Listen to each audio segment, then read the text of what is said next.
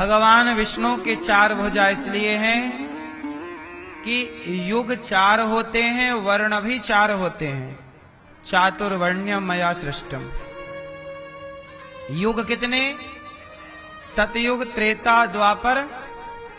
हर युग के भक्तों को थामने के लिए एक एक हाथ, तो चार युग हैं, तो एक एक हाथ चारों युगों के भक्तों के लिए।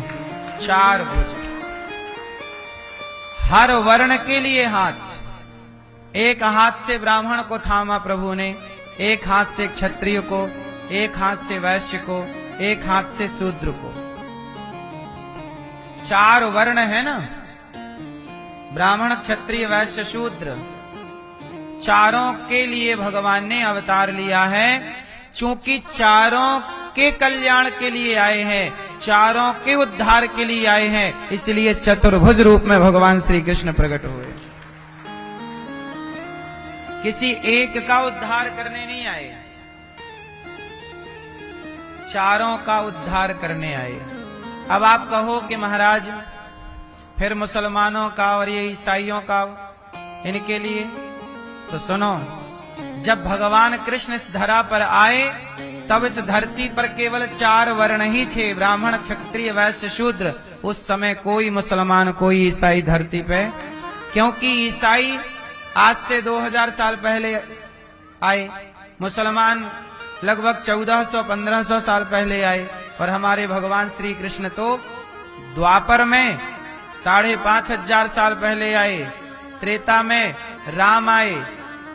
कलयुग की आयु 4,32,000 वर्ष होती है, तो इसके ठीक दुगनी 8,64,000 वर्ष द्वापर की आयु है। कलयुग से ठीक 3 गुनी त्रेता की। तो भगवान त्रेता में आए, सतयुग में आए नृसिंह बनकर। तो हमारे यहाँ तो हमारे सनातन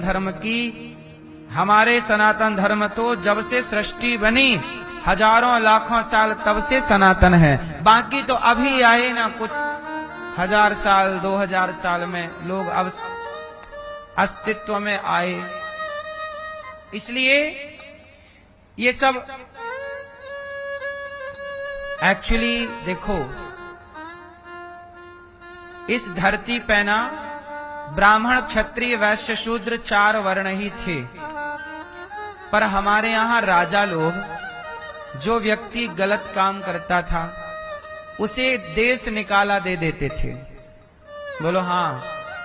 तो जब देश निकाला देते तो कैसे देश निकाला देते? उसे देश निकाला देते तो वो समुद्र में नाव लेता और नाव में बैठ के चला जाता। तो जिसकी नाव जिस टापू में जाके लगी वो वहां रहने लग गया, वहां की जलवायु में जीने लग गया और वहां उसकी संतानें हुई। ऐसे करते करते वो अवशेष में आने लग गए।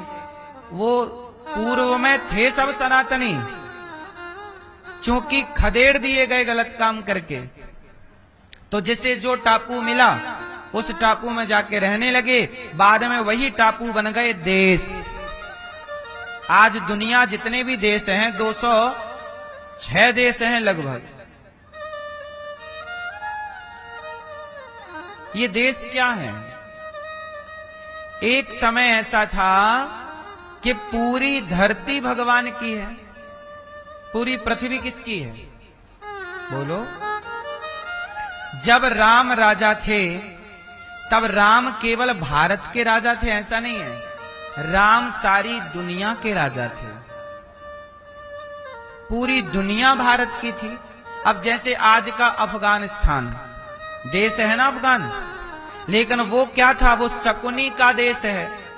शकुनी गांधार, गांधारी कहां की थी? आज भी उसे गांधार कहते हैं अफगानिस्तान को।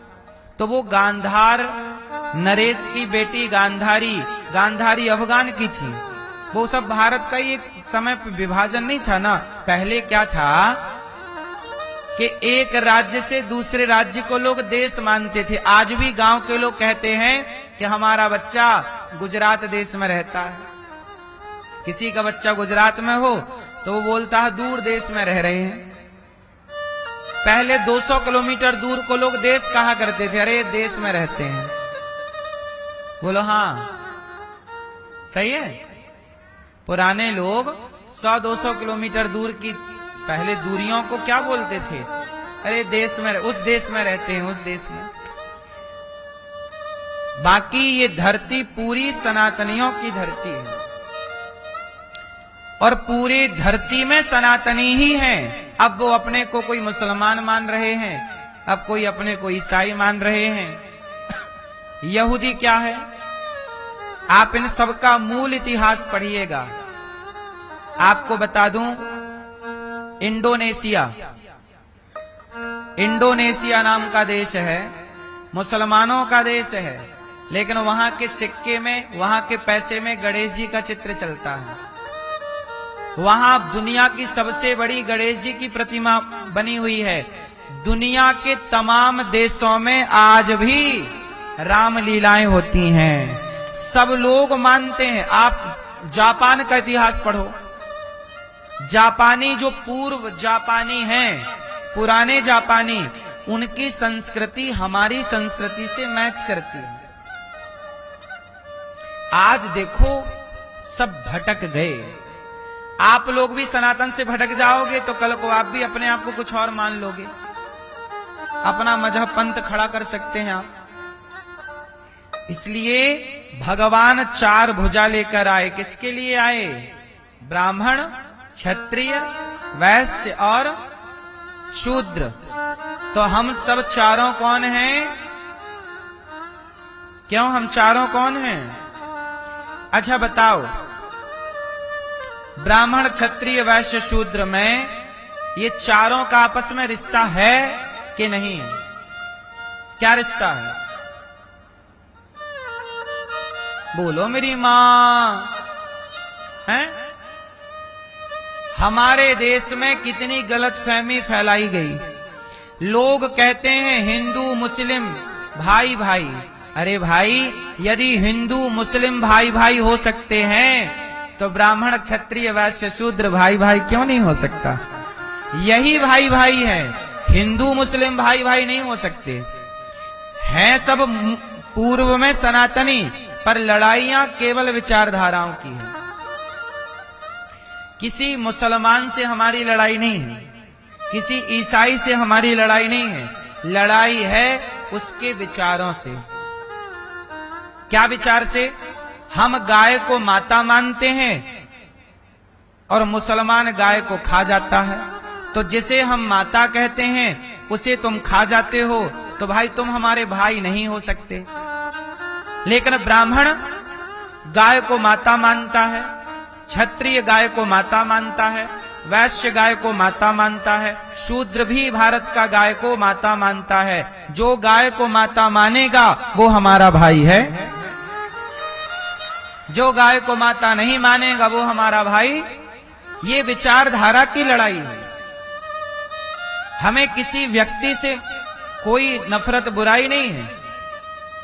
लड़ाई किसकी है? विचारधारा की, सोच की, विचारों की।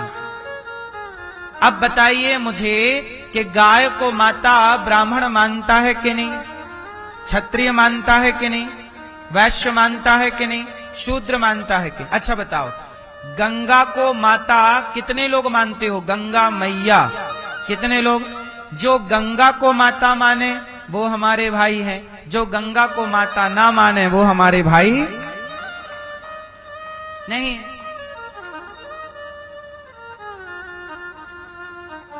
जो प्रयागराज के कुंभ में उसे आस्था का कुंभ मान करके श्रद्धा से स्नान करें, सनातनियों का महापर्व है कुंभ। जो उस कुंभ को पर्व मानकर स्नान करे वो तो सनातनी है। जो उस आस्था के कुंभ को आस्था का केंद्र ना मानकर स्नान ना करे वो हमारा भाई नहीं हो सकता। ठीक है मेरी मां, इसलिए सबको भाई मत मानिएगा, सबको अपना मत मान लीजिएगा। क्योंकि कैकई ने मंथरा को अपना माना तो मंथरा ने